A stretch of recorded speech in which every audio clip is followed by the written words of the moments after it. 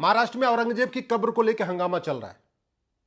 Police लगी हुई है औरंगजेब की कब्र को बचाने के लिए।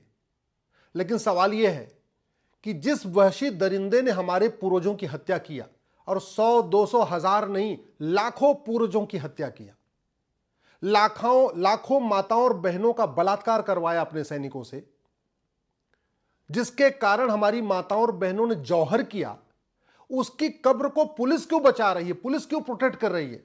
तो उसके पीछे यह है कांग्रेस का बनाया गया एंशिएंट मोन्यूमेंट एक्ट।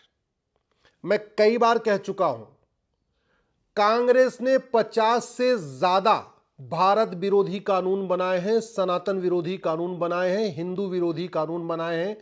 कांग्रेस ने गुलामी का नाम चलता रहे, गुलामी का निशान चलता रहे, गुलामी की कुरीतियां चलती रहे, गुलामी की कुप्रथाएं चलती रहे, उसके लिए कानून बाकायदा संसद में बनाया है। यह एंशिएंट मोन्यूमेंट एक्ट जो 1958 में बना था, इसको नेहरू जी ने बनाया इसी काम के लिए था। यह घटिया कानून बाबर, हुमायूं, तुगलक, गजनी, गोरी, खिलजी, औरंगजेब, गाजी, जितने भी थे वहशी दरिंदे, सबके जो निशान है, चाहे उनकी कब्र है या उनका मकबरा है या उनकी दरगाह है या उनकी मजार है, जो कुछ भी है, उनको यह प्रोटेक्ट करता है। भारत का संविधान का आर्टिकल 49 कहता है भारतीय धरोहर संहिता बनाना है और भारत की धरोहरों को प्रोटेक्ट और प्रमोट करना है। लेकिन कांग्रेस ने जो कानून बनाया 1958 में, इसमें भारत की धरोहरों को नहीं, विदेशी आक्रांताओं की निशानियों को प्रोटेक्ट करने के लिए यह कानून बना दिया। और आप खुद सोचिए, हमारे आपके जीएसटी से, हमारे आपके इनकम टैक्स से करोड़ों रुपए हर साल एएसआई के ऊपर खर्च होते हैं। एएसआई के अधिकारियों पे, एएसआई के कर्मचारियों पे, एएसआई के लोगों के वेतन भत्ता पे, एएसआई का ऑफिस मेंटेन करने पे। और ये एएसआई का ऑफिस करता क्या है? बाबर, हुमायूं, तुगलक, गजनी, गोरी, खिलजी, औरंगजेब, गाजी, सलार, ऐसे लोगों की कब्रों को प्रोटेक्ट करता है। ये औरंगजेब की प्रोटेक्ट, अगर ये कानून नहीं होता तो कोई भी जाता औरंगजेब की कब्र के ऊपर कुछ भी तोड़ फाड़ कर देता, कोई फर्क ही नहीं पड़ता, पुलिस बचाने नहीं आती। पूरे देश में वहशी दरिंदों की जो निशानियां हैं, उनको पुलिस प्रोटेक्ट कर रही इस घटिया कानून के कारण। तो पुलिस का वेतन भत्ता किस किस बात पे खर्च हो रहा है? पुलिस की ड्यूटी क्या बन गई है? वहशी दरिंदों को नामो निशान बचाना। एएसआई का क्या काम हो चुका है? वहशी दरिंदों का जो निशान है उसको प्रोटेक्ट करना, उसको बचा के रखना, वो खराब ना होने पाए, उसकी पेंटिंग करते रहना, उसका रख रखाव करते रहना। कितने आश्चर्य की बात है। चीन भी गुलाम था जापान का, और हमसे बाद में आजाद हुआ। हम तो 1947 में आजाद हुए, चीन 1949 में आजाद हुआ था, 1949 में। और एक साल के अंदर 1950 आते आते उसने जापानियों का नामो निशान मिटा दिया। न किसी जापानी के नाम पे सड़क, न किसी जापानी के नाम पे मोहल्ला, न किसी जापानी के नाम पे कोई गली, न उनके सिलेबस में किसी जापानी का नाम। उन्होंने अपने सिलेबस से भी हटा दिया। अपने बच्चों को पढ़ाया भी नहीं कि चीन कभी गुलाम था। और हम आज भी अपने बच्चों को पढ़ा रहे हैं हम गुलाम थे। आज भी हम उनका महिमा मंडन कर रहे हैं। और इन वहशी दरिंदों के नाम पे सड़कें बनी हैं, मोहल्ले बनी हैं, गलियां बनी हैं, उनकी कब्रें बनी हैं, उनके मकबरे बने हैं, दुनिया भर की चीजें। अरे जगह हमारी, मिस्त्री हमारे, सीमेंट बालू हमारा, सारे कारीगर लेबर हमारी, सब कुछ हमारी। तो फिर वहशी दरिंदों का नामो निशान मिटाने में क्या दिक्कत है? आए, लूटे, तोड़े, खाए, सोना चांदी लूटा, मठ मंदिर तोड़ा, हत्या किया, बलात्कार किया, उनका नामो निशान मिटाइए। लेकिन नामो निशान मिटाने के पहले इस कानून को मिटाना पड़ेगा। यह कानून बीच में बाधा है।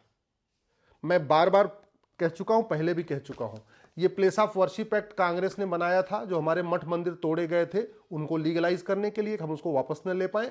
और यह एंशिएंट मोन्यूमेंट एक्ट बनाया था, गुलामी का नामो निशान कंटिन्यू रहे। इसी घटिया कानून के कारण जिस मुर्शीद खान ने मुर्शिदाबाद बना दिया, उसकी कब्र को हम तोड़ नहीं सकते। इसी घटिया कानून के कारण जिस मिर्जा ने विंध्याचल को मिर्जापुर बनाया, हम उसकी कब्र को, उसकी मजार को, उसकी दरगाह को, उसके नामो निशान नहीं मिटा पा रहे। इस घटिया कानून के कारण जिस जौना खान ने जमदग्नीपुरम बनाया और वहां के अटाला मंदिर को तोड़ के अटाला मस्जिद बनाया, ना हम अटाला मस्जिद वापस ले पा रहे, वहां पे मंदिर बना पा रहे, ना हमने आज तक जमदग्नीपुरम को जौनपुर किया, जौनपुर को जमदग्नीपुरम किया। तो ऐसे वहशी दरिंदे, मुजफ्फर खां हुआ जिसने विदेह को मुजफ्फरपुर बना दिया, या होशियार खां जिसने विराट को होशियारपुर बना दिया, या गाजी खां जिसने गजप्रस को गाजियाबाद बना दिया, या फरीद खां जिसने तिलप्रस को फरीदाबाद बना दिया, या फरूख खां जिसने पंचाल को फरुखाबाद बना दिया, या मुराद खां जिसने रामगंगानगर को मुरादाबाद बना दिया, या बेगू खां, या शरीफुद्दीन, या दरभंग खां, या जमाल खां, या अहमद शाह जिसने कर्णावती को अहमदाबाद बना दिया। ऐसे की नामो निशान क्यों चाहिए? मैं सरकार से निवेदन कर रहा हूं, कांग्रेस के द्वारा बनाए गए एंशिएंट मोनूमेंट एक्ट 1958 और प्लेस ऑफ वर्शिप एक्ट 1991, इन दोनों कानूनों को खत्म करिए। एक भारतीय नामकरण संहिता बनाइए और भारत में जो 1000 स्थानों का नाम वहशी दरिंदों के नाम पे चल रहा है उनको खत्म कर दीजिए। भारत में किसी सड़क का नाम, किसी गली का नाम, किसी मोहल्ले का नाम, किसी बिल्डिंग का नाम, किसी तहसील का नाम, किसी जिले का नाम, किसी शहर का नाम किसी भी वहशी दरिंदे के नाम पे नहीं होना चाहिए, क्योंकि उन्होंने एक भी शहर नया बसाया नहीं था, एक भी गांव नया बसाया नहीं था, उन्होंने बसे बसाए शहरों का नाम बदला था। और ऐसे ही ये प्लेस ऑफ वर्शिप एक्ट खत्म करिए और वहशी दरिंदों ने जितने हमारे मठ मंदिर तोड़े थे उनको रिस्टोर हम कर सकें, उसके लिए भारतीय एक धर्मस्थल संहिता बनाइए, एक भारतीय धरोहर संहिता बनाइए, एक भारतीय नामकरण संहिता बनाइए और गुलामी का नामो निशान मिटाइए। ये जब तक कानून नहीं खत्म होंगे तब तक ये हंगामा चलता रहेगा। इसलिए मैं कहता हूं 1950 के बाद जो कांग्रेस ने घटिया 50 कानून बनाए हैं उन 50 कानूनों को खत्म करिए, और 1950 से पहले जो अंग्रेजों ने कानून बनाया था जिसमें से 222 कानून आज भी चल रहे हैं, उन सभी 222 कानूनों को खत्म करिए।